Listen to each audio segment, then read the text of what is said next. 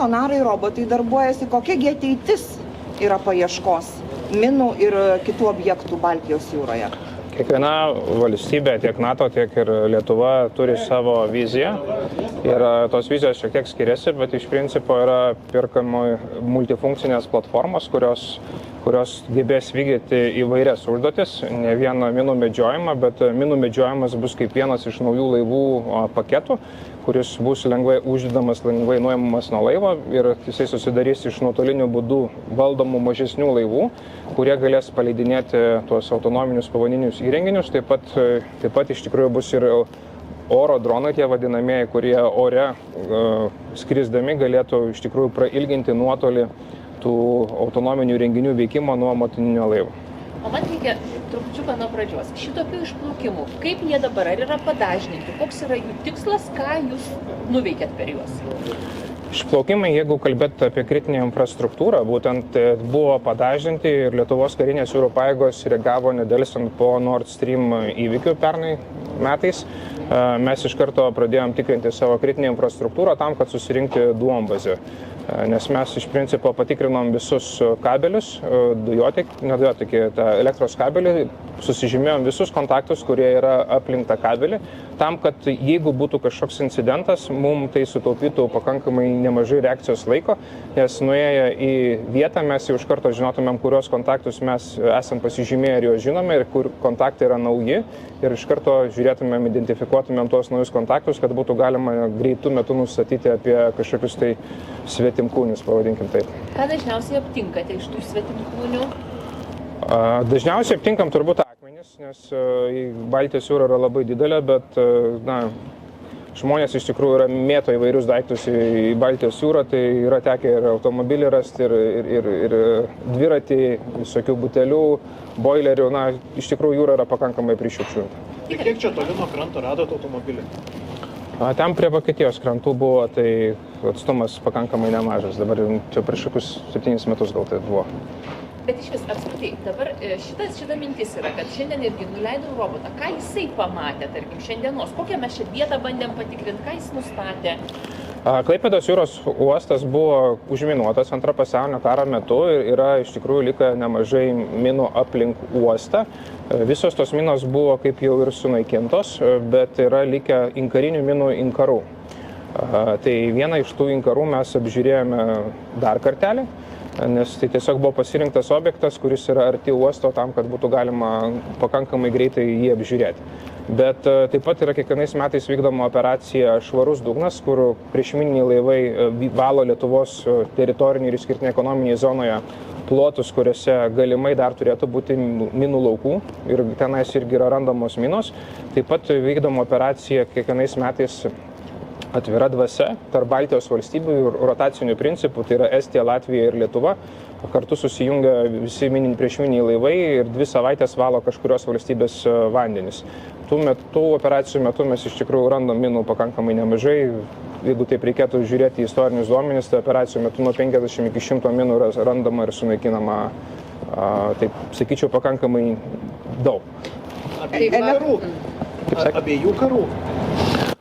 Taip, minos yra iš tikrųjų likusios nuo Pirmo ir nuo Antro pasaulinio karo laikų. Tiesiog Pirmo pasaulinio karo metu minos yra prasčiau išsilaikiusios, jos yra surūdijusios ir randami likučiai, bet Antro pasaulinio karo metu minos, ypatingai vokiškos, jos būna labai geram stovyje ir jos būna vientiso korpuso, neprarūdijusios, tai iš tikrųjų turbūt tai kelia šiokią tokią grėsmę tiek žvejams, kurie su tinklais gali jas išsitraukti, tiek ir gal laivams, jeigu sugalvotų kažkas užmesti inkarą ant tokios sprogmens. Elektros kabelis jungties su Švedija. Ir kiek jūs laiko gaišote, kol jį visą patikrinote? Ir ar tai yra pastovus darbai tikrinimas šito kabelio?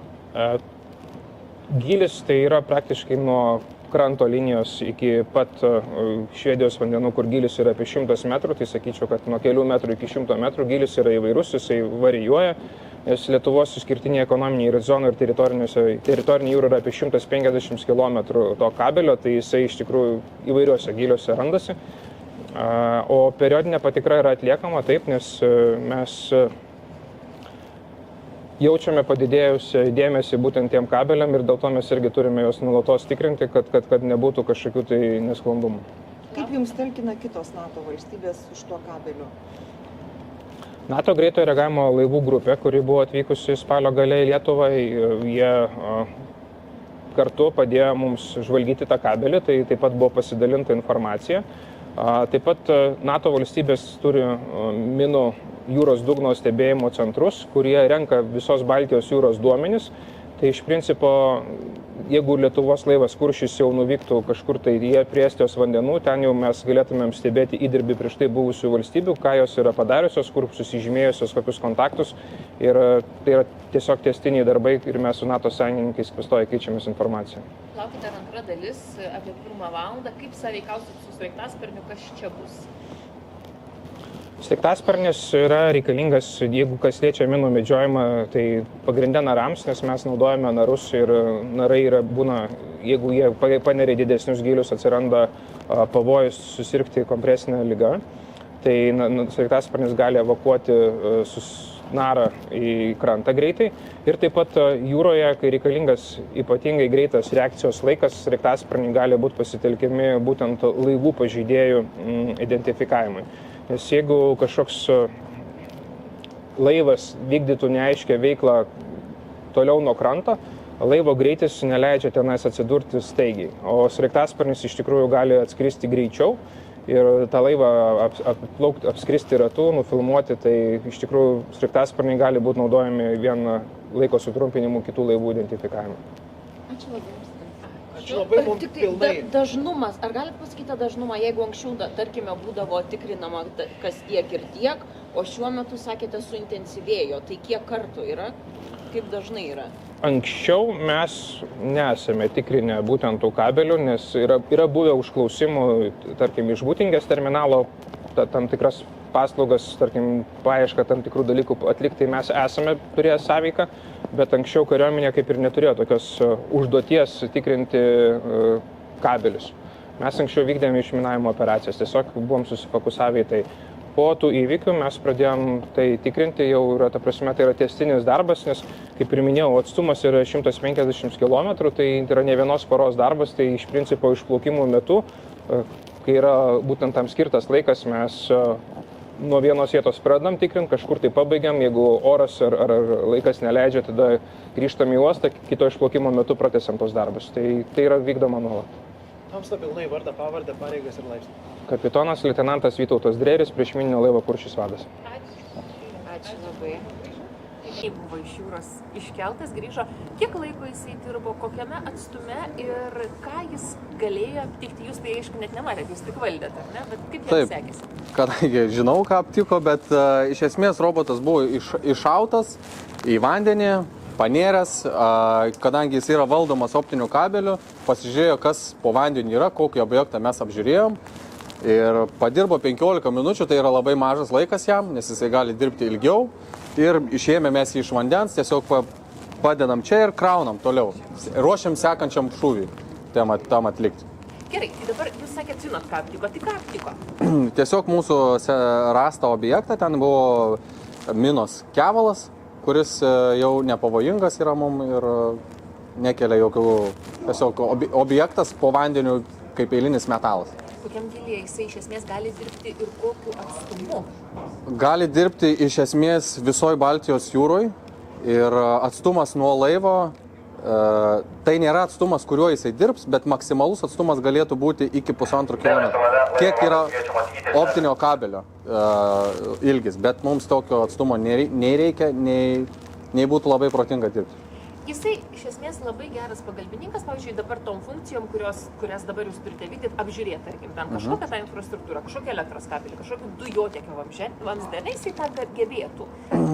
Jisai yra žymiai, sakykime, geresnis tuom tik tai apžiūrėjimo funkcijų, nes jeigu paimtume narą, naras turi dekompresinius sustojimus, sakykime, jisai turi 60 metrų panėriai ir tai gali būti 2 nėrimai per dieną, jeigu laikomės, pavyzdžiui, kariuomenės standartų, tai negali nerti tų narų, yra žmogiškasis resursas, reikia baro kamerų, reikia įrangos ir reikia nuolat pildyti. Tai robotas yra, jisai tiesiog visiškai į tai nereaguoja ir kiek jam reikia, tiek mes ir šaunam jį. Nėra skirtumo, mums nesvarbu, ar jis palsėjęs ar ne. Svarbu, kad jis būtų pakrautas, nereikalauja daug įrangos, sakykime, priežiūrai, nes už naro stovi visa struktūra, keli laivai. O už roboto užtenka elektros ir jisai tiesiog pažiūri objektą, kurio reikia. Vardą, pavardę, pareigas? Seržantas Mockaitis iš Karinių jūrų pajėgų. Vardą? Marius Mockaitis. Ačiū Jums, dabar visų, aišku, telefonai pradėjo tos.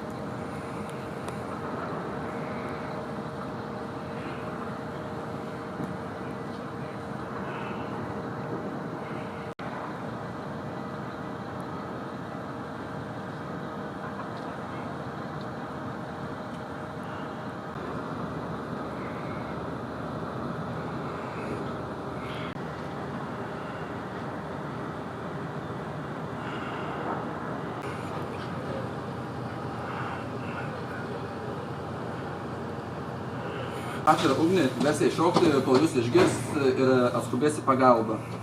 Pasijutus blogai, kreiptis į laivo mediką. Mediko dabar nematau.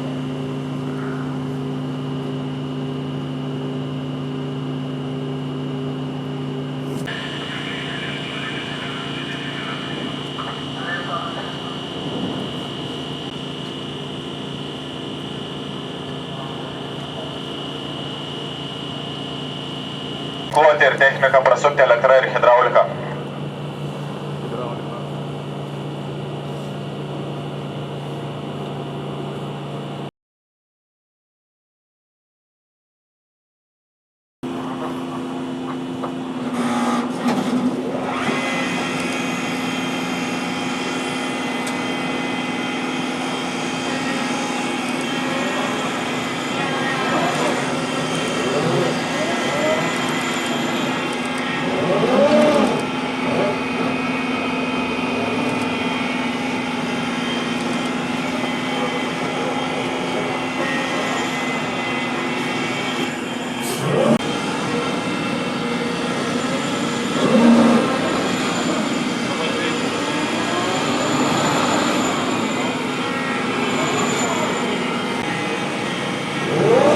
Operatyvinis laikas 0 valandų 12 minučių, pradėti inventoriaus ir atsarginių dalių pritvirtinimą eigai, laivą plaukamą.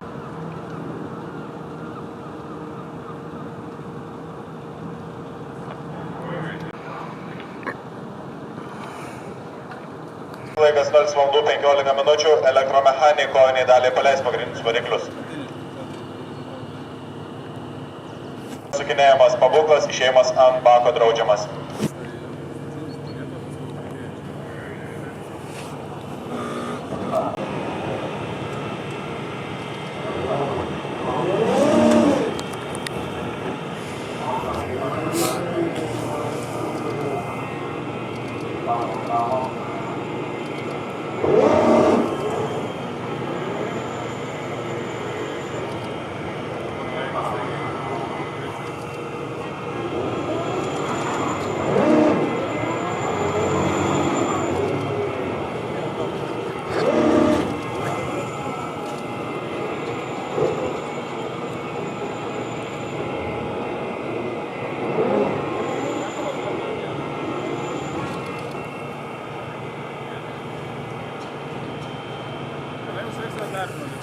Ačiū. Pradžia, pojūtis pavojus. Pojūtis yra laimio,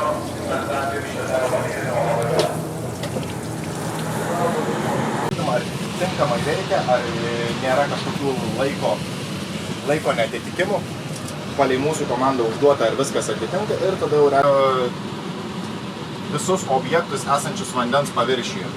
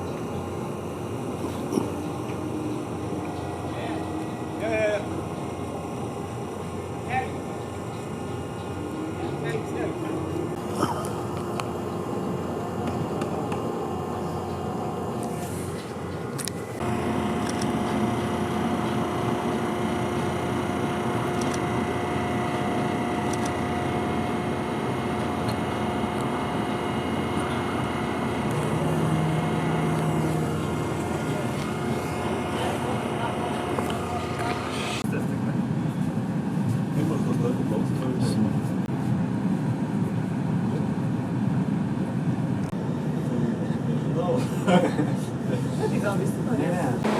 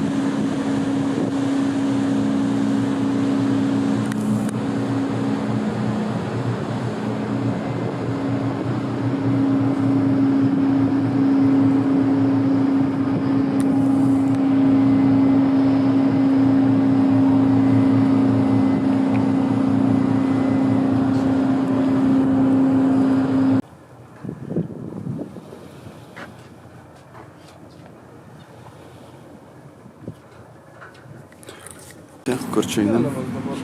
Kur vyksta? Ant tiltelį dabar vėliavai. O?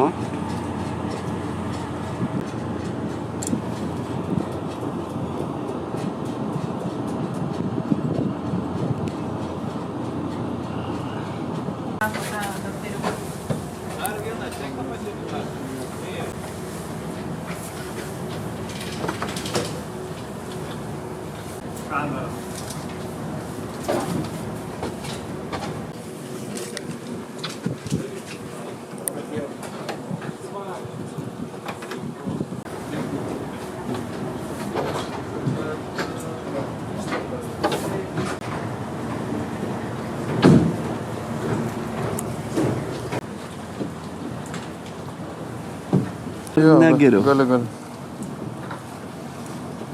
Čia kaip pavadukas, ane jo? Nu, kad...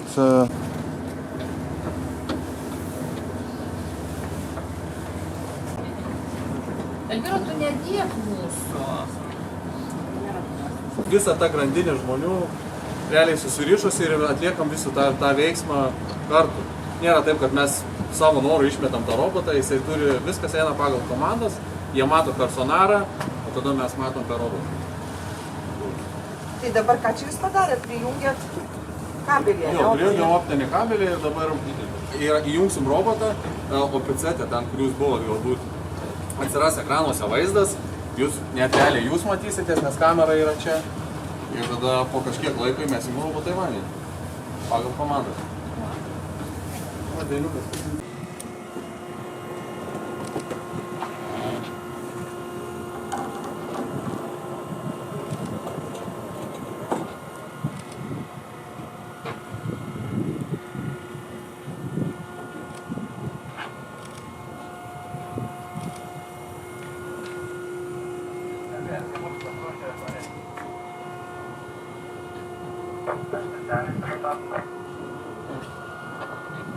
Sargiai.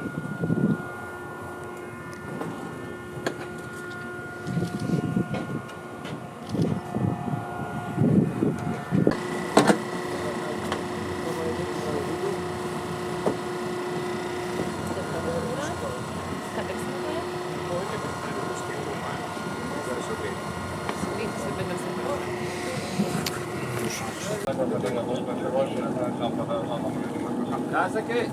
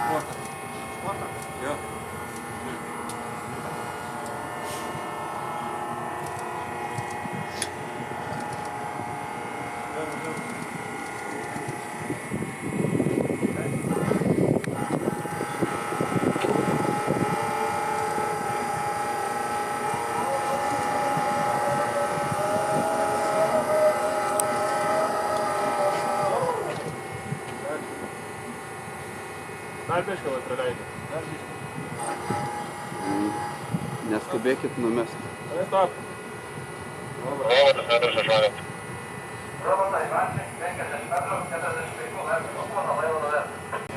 Apkeisit kampus dar, ne? Sekundę.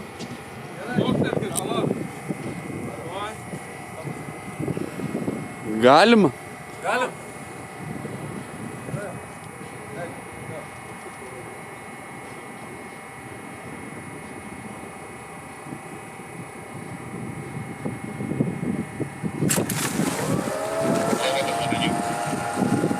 Gražiai jisai važiuoja.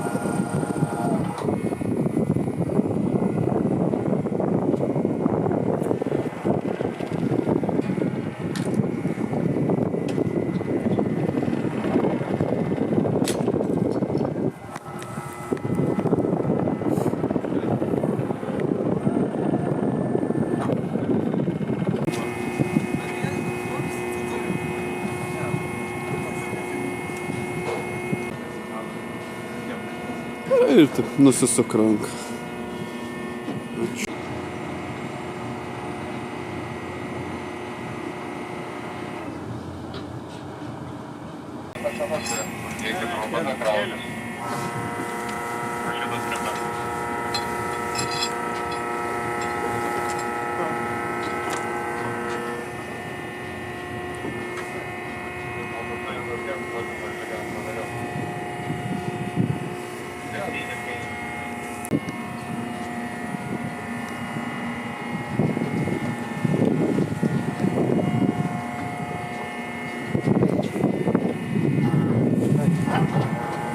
Pasuk robotą.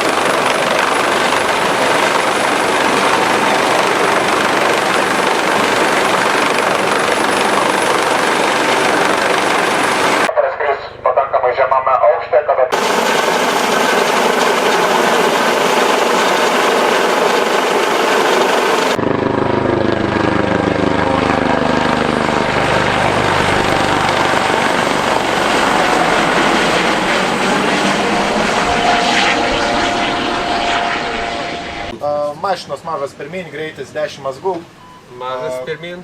Kursas 030. 030 priimta. Bendra informacija įgulai, laivas pradeda judėjimą. Šiamo pabaiga.